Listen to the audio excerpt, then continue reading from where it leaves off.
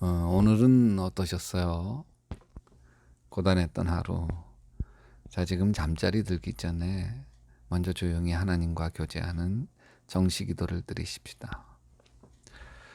오늘은 정호승 시인의 내가 사랑하는 사람이라는 시를 읽어 드릴게요.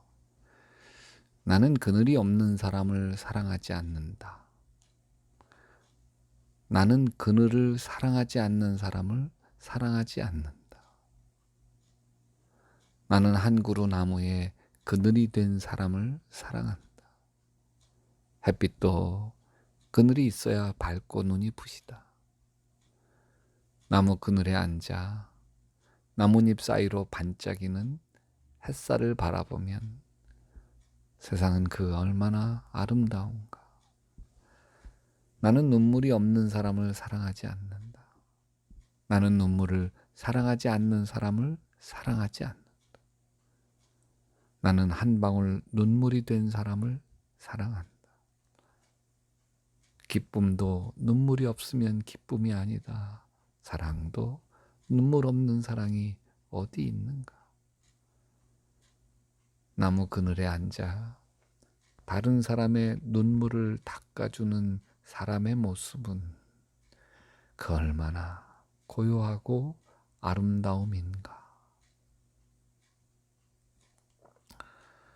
복음성가 중에 예수 안 믿는 사람에게도 사랑받는 찬양이 있어요. 예수 믿는 사람도 좋아하고 안 믿는 사람도 굉장히 좋아해요. 왜냐하면 그 찬양이 자기가 얼마나 소중한 사람인지 깨닫게 하는 찬양이기 때문이죠. 무슨 찬양인지 아시죠? 당신은 사랑받기 위해 태어난 사람, 당신의 삶 속에서 그 사랑받고 있지요. 이 찬양이죠. 당신이 이 세상에 존재함으로 인해 우리에게 얼마나 큰 기쁨이 되는지. 당신은 사랑받기 위해 태어난 사람입니다. 여러분, 세상 살다 보면 무시당하기 위해 태어난 사람 같고, 아휴, 평생 뼈 빠지게 일만 하기 위해 태어난 사람 같지 않나요? 근데 이 찬양은 당신은 사랑받기 위해 태어난 사람이라고 이야기해줍니다. 근데 우리 교회 청년 중에 이 찬양을 이상하게 싫어하는 청년이 있었어요. 엄마 아빠가 매일 서로 잡아먹을 것처럼 싸우더니 엄마가 이혼하고 미국으로 떠나갔어요. 엄마가 자기를 데리고 가기를 바랬어요. 엄마가 미국에 정착하면 나를 부르겠지 싶은 마음에 기다렸어요. 그게 아니었어요. 엄마는 미국에서 새 남자를 만나 새 가정을 꾸렸어. 엄마에게 버림받은 배신감이 밀려왔어요. 마음의 깊은 상처를 안고 살아왔죠.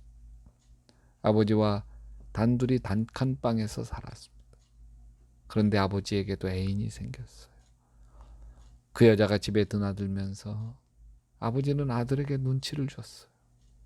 그래서 이 청년은 찜질방에 가서 잠을 자기도 하고 친구 자취방에 끼어 잠을 자면서 친구 집을 전전했어요. 인생에 대한 깊은 절망은 몸을 망가뜨렸어요. 길을 가다가 쓰러지기도 하고 수업을 받다가 쓰러져 홍수 상태가 되기도 했어요. 그러면 친구들이 없고 병원에 입원시켜요. 근데 병원비 어디 있어요?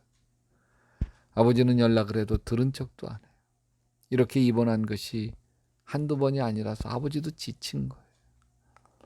1년에 2번씩은 이렇게 쓰러져 입원하니 다 지쳤죠. 저희 교회 다니는 청년이니 신방 가서 기도해주고 병원비는 제 주머니 털고 친구들 주머니 털어서 됐어요. 이 청년이 자기는 가장 싫어하는 찬양이 사랑받기 위해 태어난 사람이라는 거예요.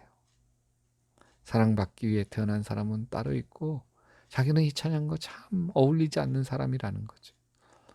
엄마에게도 버림받고 아버지에게도 버림받고 자기 건강한 몸뚱아리에게도 버림받은 사람이 자기라는 거예요. 자기는 그래서 찬양이 나오면 이렇게 바꿔 부른대요. 나는 버림받기 위해 태어난 사람, 내 인생 속에서 그 버림받고 있지요. 참 마음이 아파요. 이 청년이 안쓰러워서 늘 마음에 품고 기도했어요.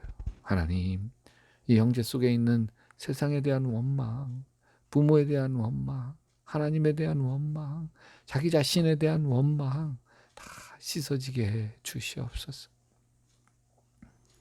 그러던 어느 날 예배 중에 당신은 사랑받기 위해 태어난 사람, 찬양을 부르는데 갑자기 이 청년이 통곡하기 시작하는 거예요. 눈물 콧물 흘리며 울며 찬양을 부르기 시작했어요. 이 청년이 그렇게도 싫어했던 찬양인데 통곡하는 거예요. 하나님이 이 찬양을 통해 이 형제를 만나 주신 거예요. 그래, 맞아. 나는 사랑받기 위해 태어난 사람이야. 엄마가 나를 버렸어도, 아빠가 나를 버렸어도 나는 여전히 사랑받기 위해 태어난 사람이야. 나는 너무나 소중한 사람이야. 내가 못 배웠어도, 내가 가난해도, 내 몸이 불편해도, 내가 좀 무능해도 여전히 나는 소중한 사람이고 사랑받을 자격이 있는 사람이고 행복할 권리가 있는 사람이야.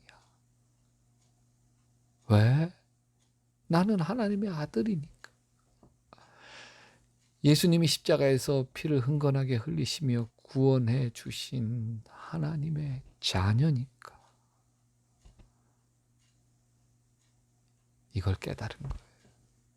이 마음이 밀려온 거예요. 근데 이상해요. 이렇게 이 청년이 깨닫고 난 뒤로 몸이 회복되기 시작했어요. 6개월에 한 번씩 쓰러지면 몇 주씩 입원해야 했던 이 청년이 더 이상 쓰러지지 않아요. 자신을 비난하고 자신의 처지를 비관하고 자기 인생을 저주하는 것이 사탄의 속임수, 속삭임인 것을 깨달은 거예요. 여전히 하나님이 자기를 사랑하시는 걸 깨달은 거예요. 깨닫고 나니까 인생이 변하지. 예수님, 깨닫게 해주세요. 내가 철들어가도록 깨닫게 해주세요. 내가 무심코 사랑하는 사람을 얼마나 힘들게 했는지 깨닫게 해주세요. 내가 나도 모르게 내가 사랑하는 사람을 내 마음에서 밀어냈는지 깨닫게 해주세요. 예수님의 이름으로 기도합니다. 아멘. 오늘 밤도 예수님 품에서 스르르 잠들며 예수님 꿈꾸시기를 바랍니다.